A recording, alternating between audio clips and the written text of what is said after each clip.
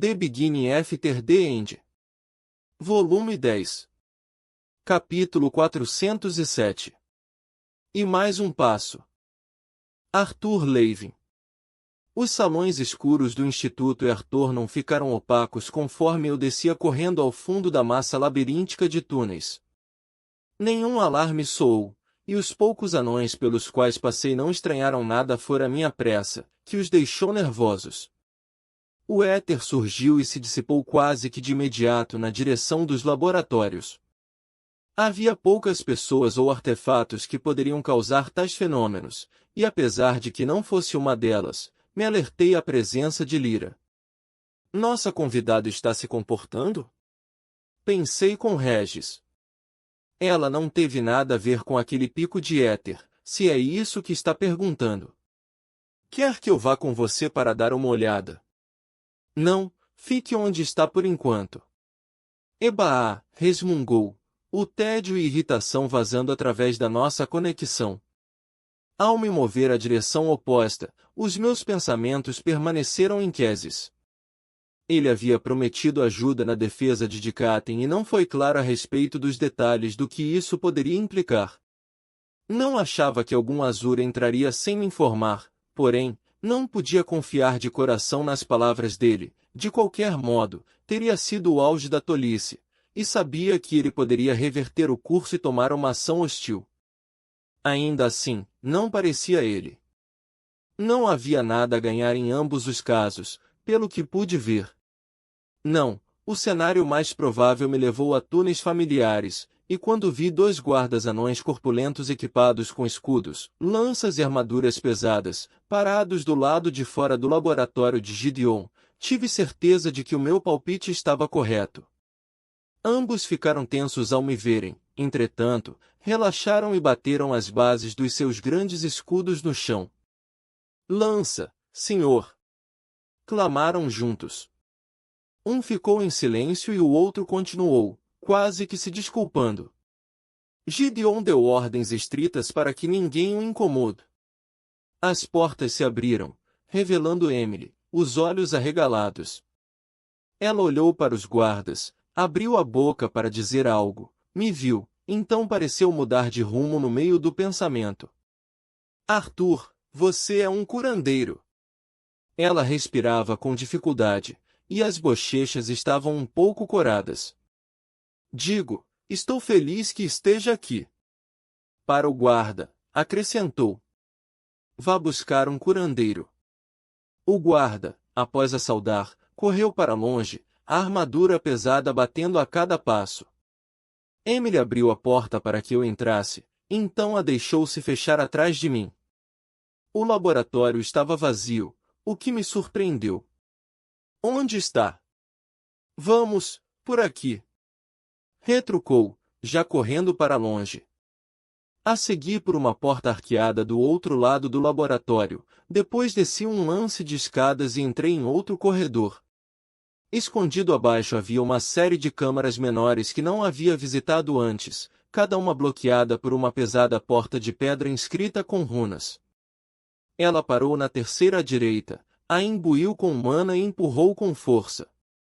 Do outro lado, uma câmara larga e mal iluminada com um teto baixo.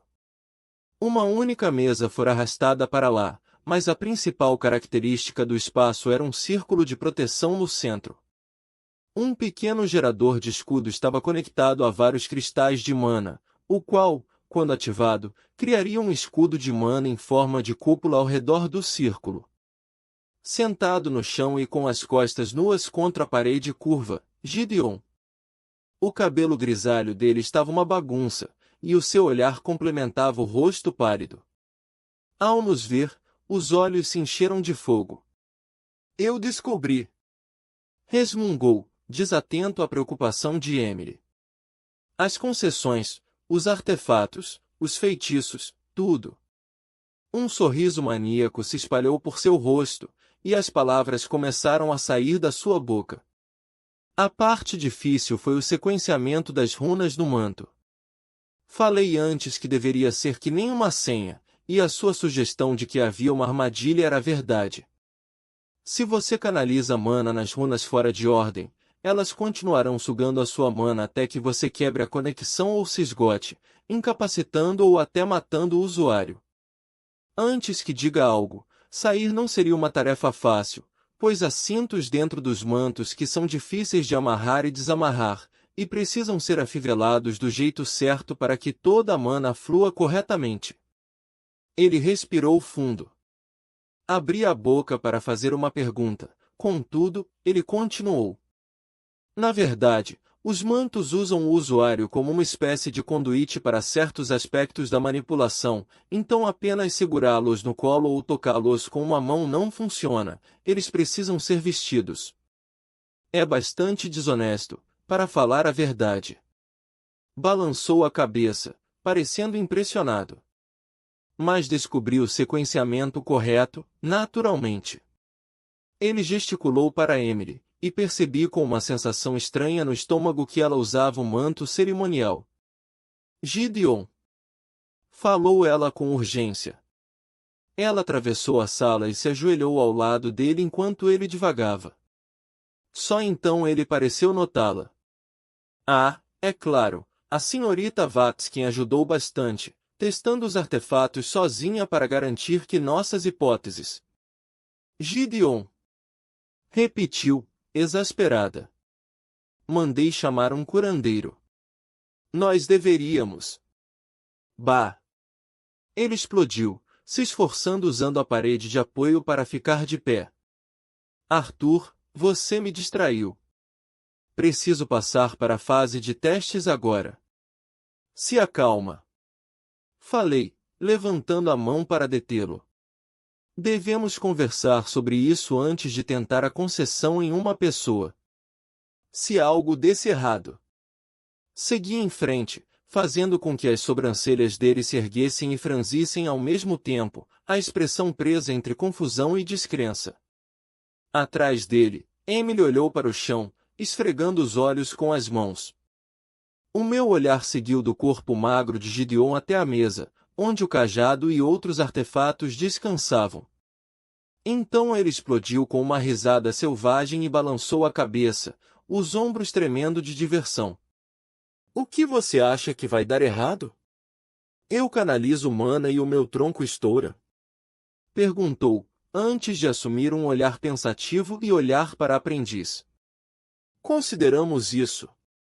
Espere. Disse, me sentindo mal.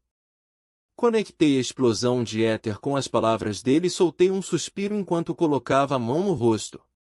Você já usou, não foi?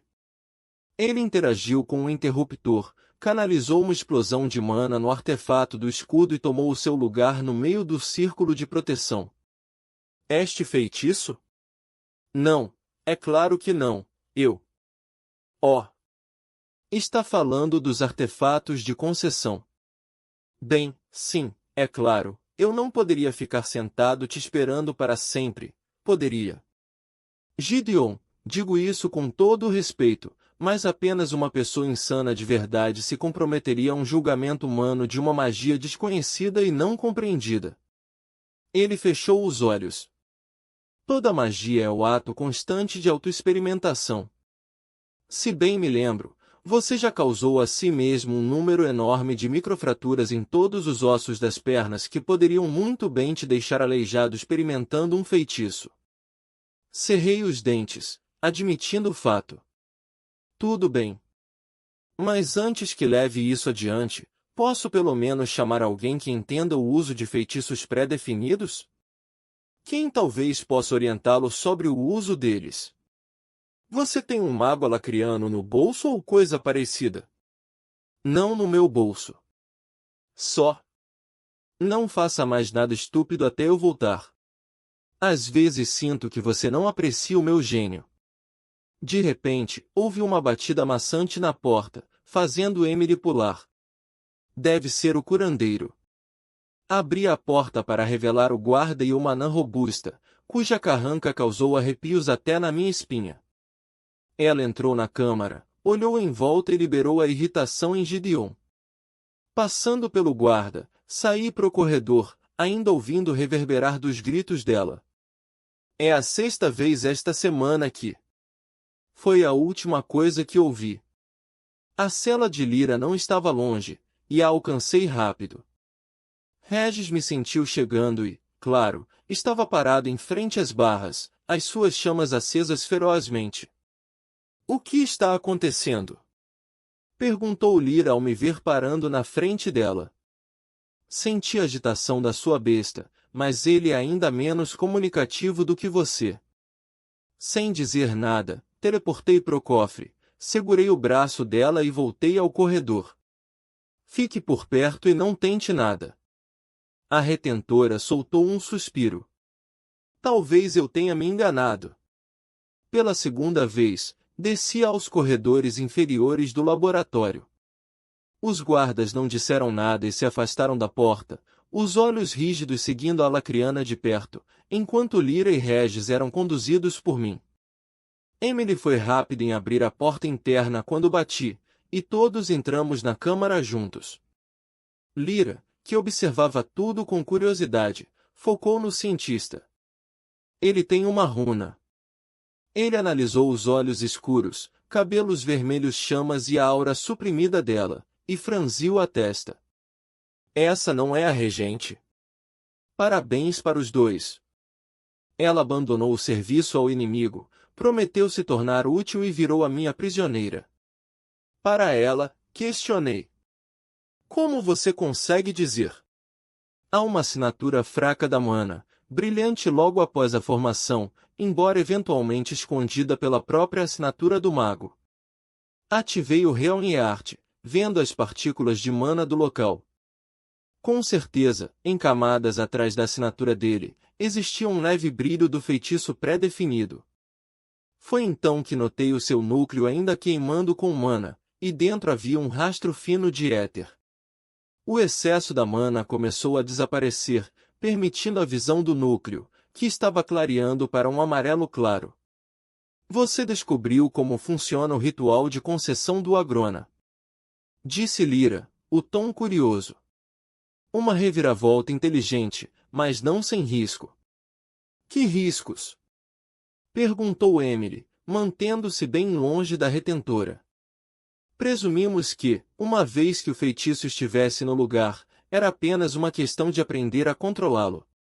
Sim, a prática e a paciência permitirão que um mago domine uma nova runa, mas toda a nossa cultura se baseia no treinamento e no conhecimento para tal.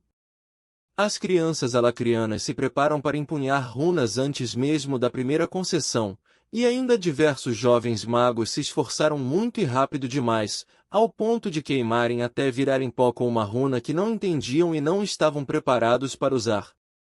O artífice bufou, mas a sua aprendiz aparentou ficar um pouco abalada quando a cor escorreu do seu rosto. Mas o maior risco está na concessão em si.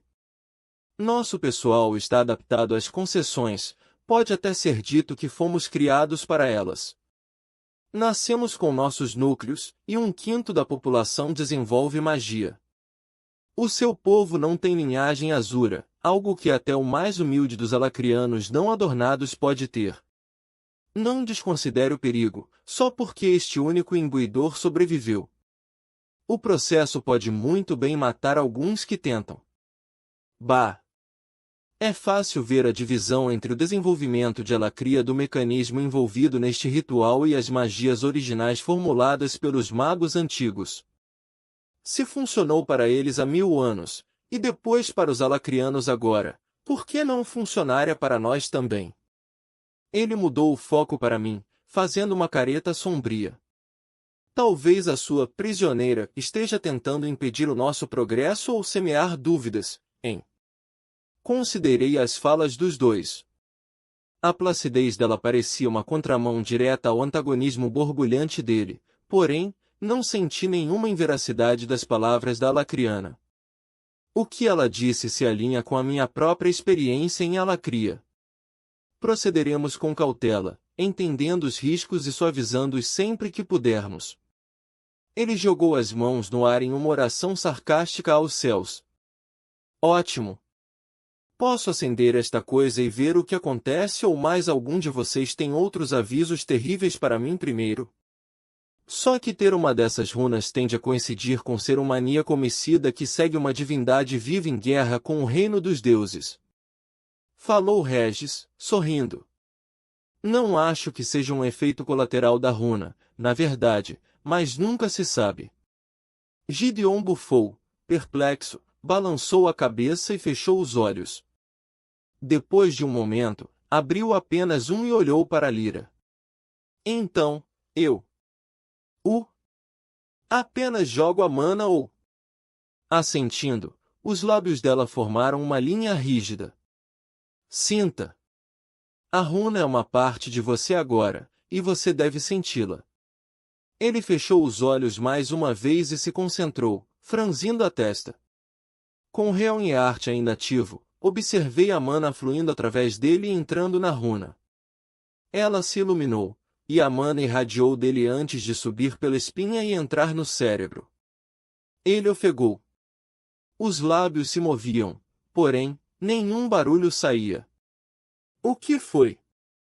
Perguntou Emily, os dedos pálidos apertados em frente aos mantos cerimoniais. Professor Gideon, você está bem? Oh! Isto!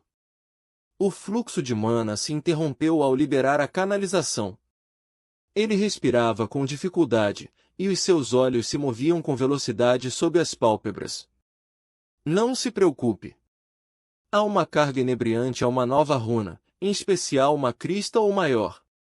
Enfim, os olhos dele se abriram. Não entendo tudo o que acabou de acontecer. Admitiu com um devaneio silencioso. Era como o equivalente mágico de beber muito café em um tempo muito curto. Uma runa mental então. Respondeu Lyra, andando devagar em torno do escudo protetor. Provavelmente a de um sentinela ou de um imbuidor. Uma crista, com certeza. Sem os tomos adequados. Emily ergueu o livro contendo uma descrição de todas as runas concedidas por aquele cajado em particular. Cantarolando para si mesma, a retentora pegou o livro e folheou. Aqui está. Mente desperta, a crista de um imbuidor. Não surpreende, é claro, embora as runas nem sempre se alinham com a experiência anterior. Gravado neste tomo, foi concedida só 2 vezes, mas as notas indicam que dominá-la permitiu que os 2 imbuidores convertessem mana em uma espécie de energia mental, proporcionando vigília e foco. Ela devolveu o livro para Emily, que o pegou com as 2 mãos. Sim, foi o que senti, mas era uma energia caótica. Ele se levantou com cautela, tropeçando no escudo, e apertou o interruptor, fazendo sumir a barreira transparente. Vai ficar mais fácil de usar. Ah, sim. E o efeito continuará a crescer conforme você domina mais a runa. Quando fizer isso, tente a concessão de novo, e você pode receber outra runa mais poderosa. Muitas vezes são complementares, embora nem sempre. Emily olhou para a lacriana, depois para o mestre e depois para mim, um horror caindo sobre os seus traços. Então, ele vai ser ainda mais hiperativo. Eu ri com apreço, entretanto, o próprio Gideon não percebeu, colocando uma túnica sobre o tronco nu, e se esticou, as costas estalando. Então, seguiremos para o segundo experimento. A câmara ficou quieta quando todos olhamos para o velho artífice, surpresos. Sei que eu disse que isso é importante. Falei, quebrando o silêncio. Mas você deve descansar, ter tempo para se certificar de que não há efeitos colate. Ele balançou o dedo na minha cara com uma violência quase cômica. Você disse que era importante. E vai cair um meteoro em mim se desperdiçarmos nosso impulso. De acordo com a nossa conversa anterior, apenas estar perto de você aumenta a runa recebida.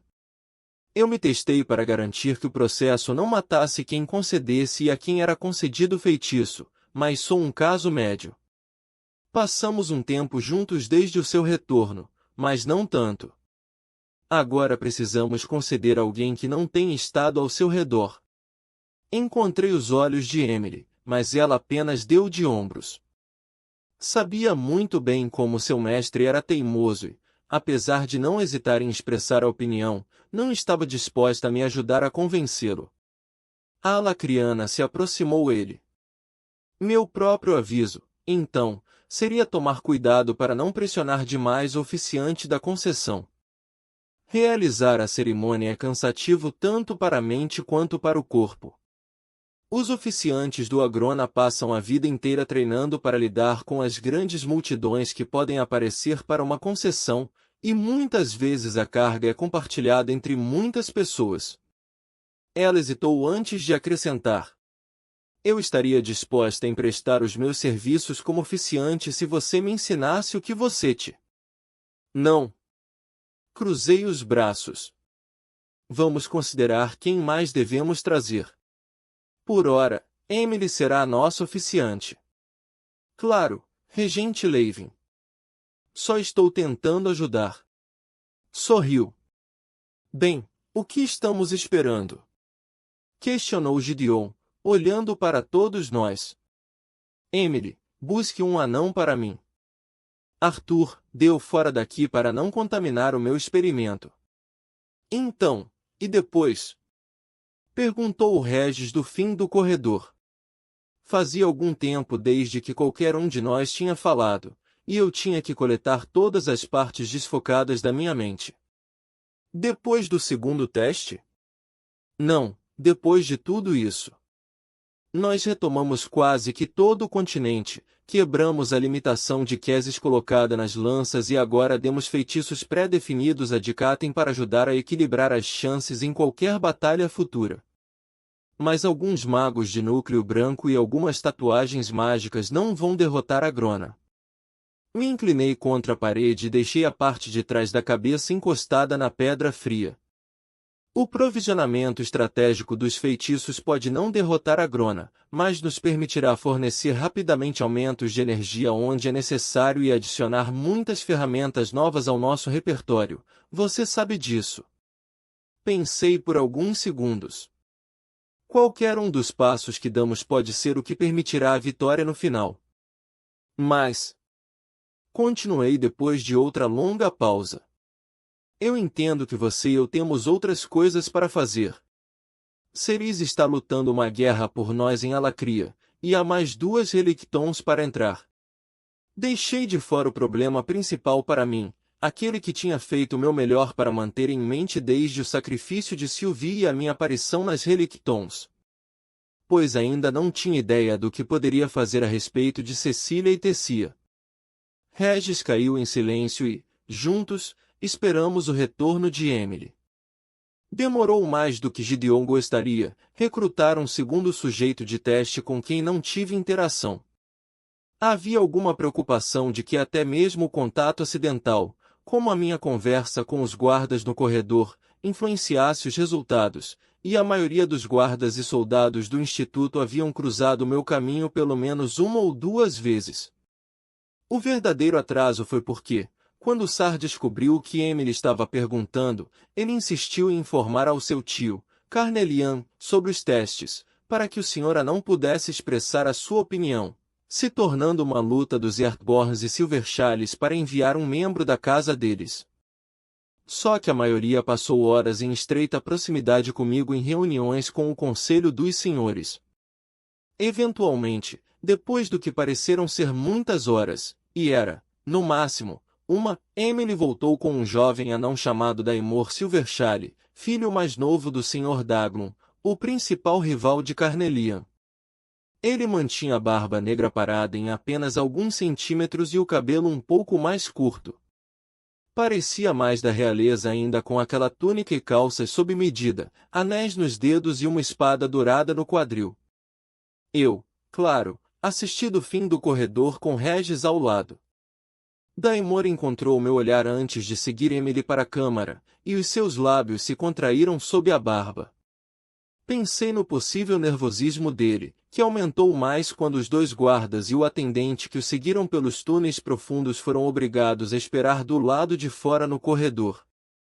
Embora não pudesse assistir ao processo, um fato que achei um tanto decepcionante, ouvi as vozes abafadas de Gideon, Emily e Lyra explicando tudo o que estava para acontecer.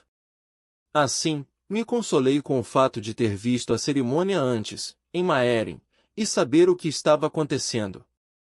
A cerimônia levou muito menos tempo do que o processo para encontrar a cobaia.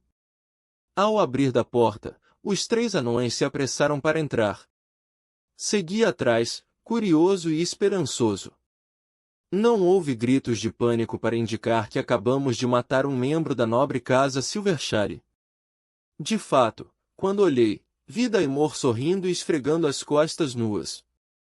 Ele tentou se virar para olhar por cima do ombro, como se pudesse ver a própria coluna, enquanto Gideon empurrava os outros anões para os cantos de fora da pequena sala.